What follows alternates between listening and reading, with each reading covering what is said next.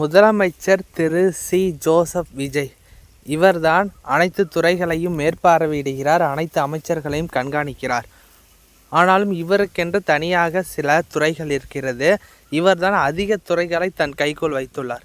அது என்னென்னவென்றால் பொதுமக்கள், பொது நிர்வாகத்துறை, இந்திய ஆட்சி பணி, இந்திய காவல் பணி, இந்திய வனப்பணி, அதாவது IAS, IPS, IFS போன்ற துறைகளை கையில் வைத்துள்ளார்.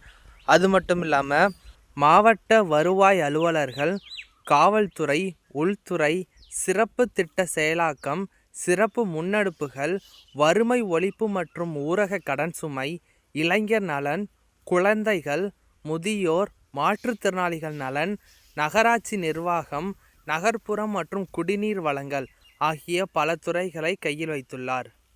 அடுத்ததாக திரு என். ஆனந்த் ஊரக வளர்ச்சித்துறை மற்றும் நீர்வளத்துறை அமைச்சர். இவருக்கு ஒதுக்கப்பட்டுள்ள துறை ஊரக வளர்ச்சி, பஞ்சாயத்துகள் மற்றும் பஞ்சாயத்து ஒன்றியம், நீர்ப்பாசனம், சிறுநீர்ப்பாசனம் உள்ளிட்ட நீர்ப்பாசன திட்டங்கள். அடுத்ததாக ஆதவ் அர்ஜுனா அப்படின்னு சொல்லுவீங்க, உண்மையான பேர் திரு ஆதவ் அர்ஜுனன், பொதுப்பணித்துறை மற்றும் விளையாட்டுத்துறை அமைச்சர். பொதுப்பணித்துறை கட்டிடங்கள், நெடுஞ்சாலைகள் மற்றும் சிறு துறைமுகங்கள் இவர் கட்டுப்பாட்டில் இருக்கும். விளையாட்டு மேம்பாட்டுத்துறை அமைச்சராகவும் செயல்படுகிறார். டாக்டர் KG அருண்ராஜ் இவர் சுகாதாரம், மருத்துவ கல்வி மற்றும் குடும்ப நலத்துறை அமைச்சர். இவருக்கு ஒதுக்கப்பட்ட துறைகள் சுகாதாரம், மருத்துவ கல்வி மற்றும் குடும்ப நலன். திரு KA செங்கோட்டையன் இப்போ இருக்கிற இந்த TVK ஆட்சியில் அனைத்து MLAக்களும் அனைத்து அமைச்சர்களும் புதிய அமைச்சர்கள். ஆனால் இந்த KA செங்கோட்டையன் மட்டும் ஏற்கனவே அதிமுக ஆட்சியில் அமைச்சராக இருந்தவர். இவர்தான் அனைவருக்கும் ஒரு சீனியர் லெவல் ஒரு அமைச்சருங்க. அதாவது TVK ஆட்சி, TVKல ஒரு சீனியர் அரசியல்வாதி, சீனியர் பொலிட்டீசியன் அப்படின்னா இவர் தாங்க. இவர் என்ன துறை அமைச்சர் அப்படின்னா வருவாய் மற்றும் பேரிடர் மேலாண்மை அமைச்சர். இவருக்கு ஒதுக்கப்பட்ட துறைகள் வருவாய், மாவட்ட வருவாய் அமைப்பு, துணை ஆட்சியர்கள், பேரிடர் மேலாண்மை, பூதன், கிராமத்தான் மற்றும் சட்டமன்றம். திரு P. வெங்கட்ராமன் உணவு மற்றும் குடிமை பொருள் வழங்கல் அமைச்சர். இவருக்கு ஒதுக்கப்பட்டுள்ள துறைகள் உணவு மற்றும் குடிநீர் பொருள் வழங்கல், நுகர்வோர் பாதுகாப்பு மற்றும் விலை கட்டுப்பாடு. அடுத்ததாக திரு R. நிர்மல்குமார் எரிசக்தி வழங்கல் மற்றும் சட்ட அமைச்சர். இவருக்கு ஒதுக்கப்பட்ட துறைகள் மின்சாரம் மற்றும் மரபுசாரா எரிசக்தி மேம்பாடு, சட்டம், நீதிமன்றங்கள், சிறைச்சாலைகள் மற்றும் ஊழல் தடுப்பு, ஆளுநர், தேர்தல்கள் மற்றும் கடவுச்சீட்டுகள் ஆகிய அனைத்து துறையும் இவர் கண்காணிக்கிறார். திரு ராஜ்மோகன் பள்ளி கல்வித்துறை அமைச்சர். பள்ளி கல்வித்துறை மட்டுமல்லாமல் தமிழ் அபிவிருத்தி, தகவல் மற்றும் விளம்பரத்துறை அமைச்சர். இவருக்கு ஒதுக்கப்பட்டுள்ள துறைகள் பள்ளி கல்வி, தொல்லியல், தமிழ் ஆட்சி, மொழி மற்றும் தமிழ் பண்பாடு, தகவல் மற்றும் விளம்பரம், திரைப்பட தொழில்நுட்பம் மற்றும் ஒளிப்பதிவு சட்டம், செய்தித்தாள் கட்டுப்பாடு, எழுதுபொருள் மற்றும் அச்சிடுதல், அரசு அச்சகம்.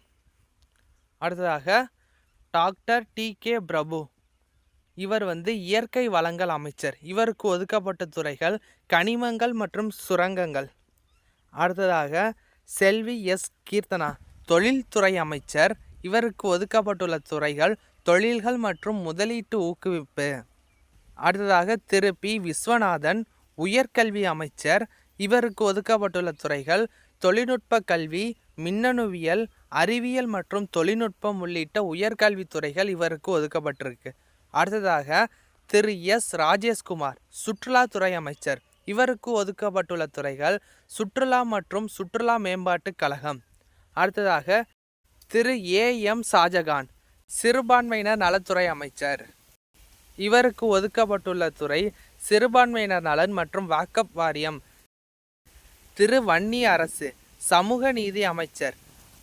இவருக்கு ஒதுக்கப்பட்டுள்ள துறைகள் ஆதி திராவிடர் நலன் மற்றும் மலைவாழ் பழங்குடியினர் நலன். இவர் தாவேக கட்சியை சார்ந்தவர் அல்ல, இவர் விடுதலை சிறுத்தைகள் VCK கட்சியை சேர்ந்தவர்.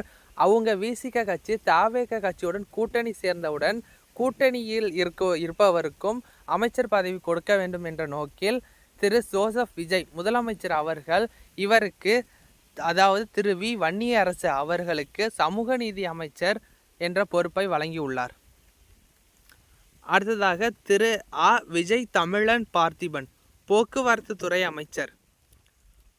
இவருக்கு ஒதுக்கப்பட்டுள்ள துறைகள் மோட்டார் வாகன சட்டங்கள், நிர்வாகம் மற்றும் போக்குவரத்து, தேசியமயமாக்கப்பட்ட போக்குவரத்து மற்றும் மோட்டார் வாகன சட்டம். அடுத்ததாக திரு பி ராஜ்குமார் வீட்டு வசதி மற்றும் நகர்ப்புற மேம்பாட்டு அமைச்சர்.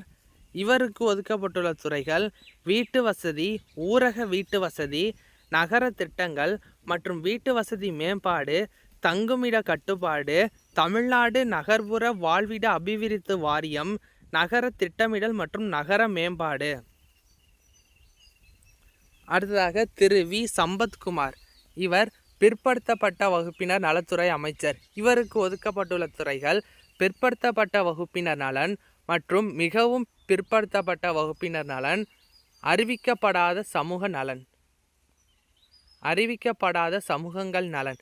இவை அனைத்தும் இவருக்கு ஒதுக்கப்பட்டுள்ள துறைகள். அடுத்ததாக திரு எம் விஜய் பாலாஜி கைத்தறி, ஜவுளி மற்றும் காதித்துறை அமைச்சர். இவருக்கு ஒதுக்கப்பட்டுள்ள துறைகள் கைத்தறி மற்றும் ஜவுளி, காதி மற்றும் கிராம தொழில்கள் வாரியம்.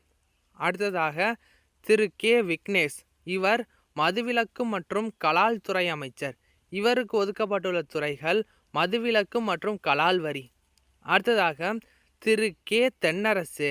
இவர் வெளிநாட்டு வாழ் தமிழர்கள் நலத்துறை அமைச்சர்.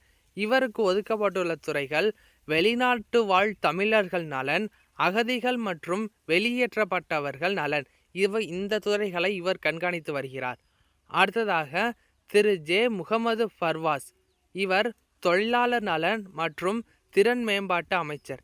இவருக்கு ஒதுக்கப்பட்டுள்ள துறைகள் தொழிலாளர் நலன், மக்கள் தொகை, வேலைவாய்ப்பு மற்றும் பயிற்சி, மக்கள் தொகை கணக்கெடுப்பு, எடை மற்றும் அளவுகள், நகர்ப்புற மற்றும் கிராமப்புற வேலைவாய்ப்பு மற்றும் கொத்தடிமை தொழிலாளர் நலன்.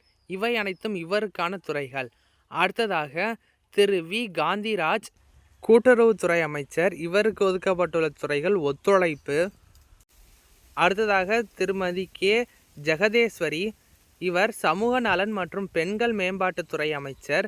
இவருக்கு ஒதுக்கப்பட்டுள்ள துறைகள் மகளிர் நலன், அனாதை இல்லங்கள், சீர்திருத்த நிர்வாகம், பிச்சைக்காரர் இல்லங்கள் உள்ளிட்ட சமூக நலத்திட்டங்கள், சமூக சீர்திருத்தங்கள் மற்றும் சத்தான உணவு திட்டம்.